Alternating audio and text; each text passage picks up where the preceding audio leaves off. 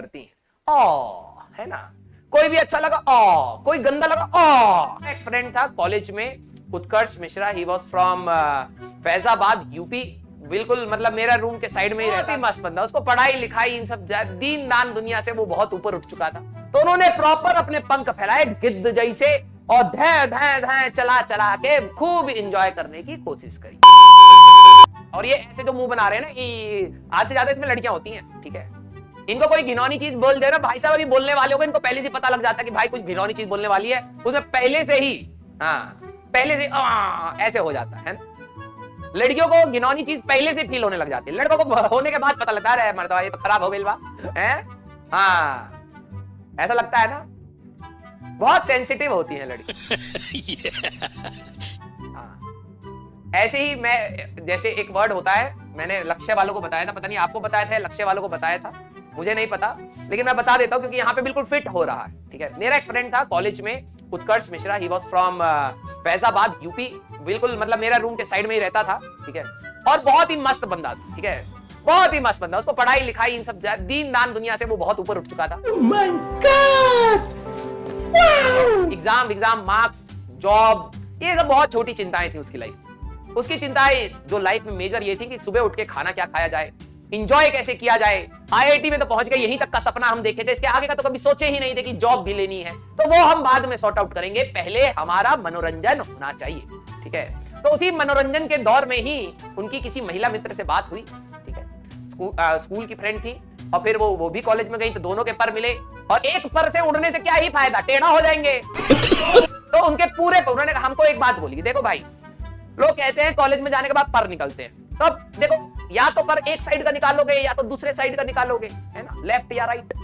अगर पर निकाल रहे हो तो प्रॉपर पर निकालो, ठीक है, दोनों साइड के प्रॉपर निकालो और प्रॉपर उड़ो अच्छे से। रीजन भी, अगर इस साइड का चलाओगे तो भैया फोर्स इस साइड होएगा, तो ऐसे चले जाओगे, तो जिस डायरेक्शन में जाना पहुंच नहीं पाओगे। इधर का चलाओगे तो इधर चले जाओगे।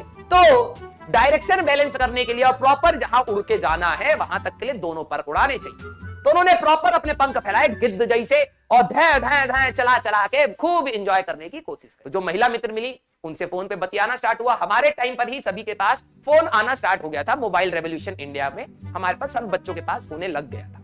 उससे पहले की जनरेशन के पास सबके पास फोन नहीं होता था, ठीक है, मतलब 4-5 साल पहले की बात करें तो इन महिला मित्र से जब बात करते थे तो वो बहुत घबरा जाते थे, क्योंकि पहली बात वो महिला मित्र कुछ कुछ अंग्रेजी शब्द भी बोलती थी जिनका क्या मतलब है उनको समझ नहीं आता था, ठीक है।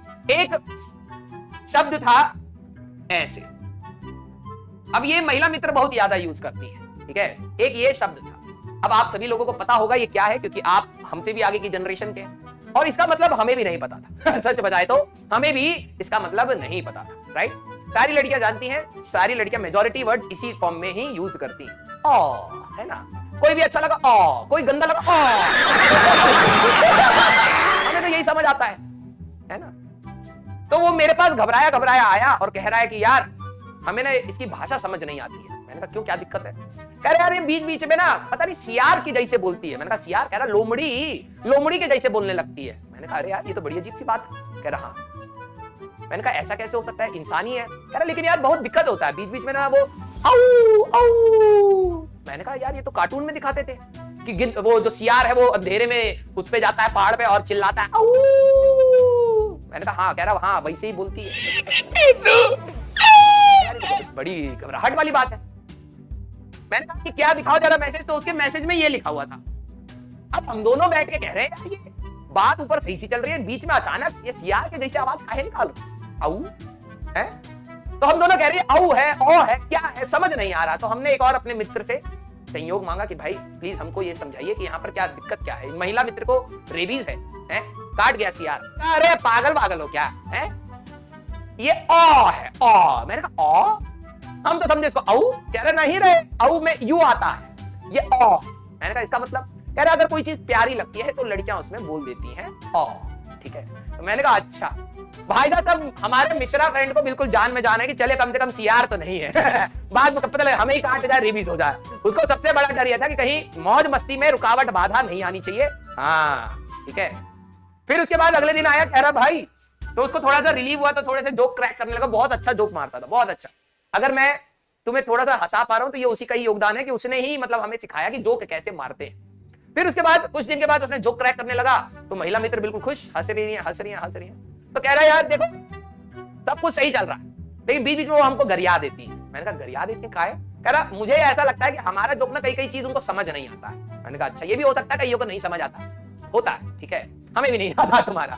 मैंने कहा लेकिन तुम्हें गरियाती कैसे, गाली वाली देती है? कहते नहीं यार हमको लुल लुल कहती रहती हैं। गजब बेइज्जती है। मैंने कहा यार ये तो गलत बात है, ये बात तो गलत है। हम देखे फिर से मैसेज तो उसमें ऐसे लिखा था,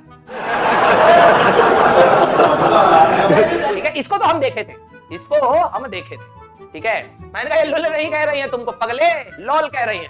कह रहा ये क्या होता बड़ा लुल? मैंने कहा नहीं रे, लॉल मतलब हंसे, वो हंस रही है, तो बड़ा खुश हुआ। फिर उसके बाद कारवा आगे उन्होंने अपना आगे बढ़ा, ठीक है। ठीक है, सब मसाला है, फालतू में हंसाने के लिए था तुम्हें, ठीक है। लेकिन हाँ मेरा फ्रेंड जो उत्कर्ष मिश्रा था, he is a very nice guy.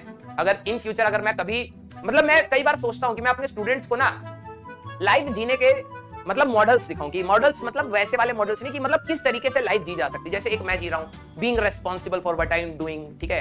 एक ऐसा बंदा जो बिल्कुल रिस्पांसिबल नहीं है, ठीक है, उसकी लाइफ बिल्कुल मस्त चल रही है, वो भी है मेरा एक दोस्त। एक ऐसा बंदा है जो बिल्कुल रिस्पांसिबल नहीं है और लाइफ भी बिल्कुल झंड हो चुकी है, वो भी है मेरा एक दोस्त। एक मेरा दोस्त है जो बहुत ही ज्यादा रिस्पांसिबल और कुछ नहीं कर पा रहा है वो ऐसा भी है। तो मेरे पास बहुत सारी कैटेगरीज, मेरे सारे फ्रेंड रंग बिरंगे हैं। मतलब अगर देखो एक लाल है तो दूसरा लाल का शेड भी नहीं मिलेगा, पीला ही मिलेगा, ठीक है।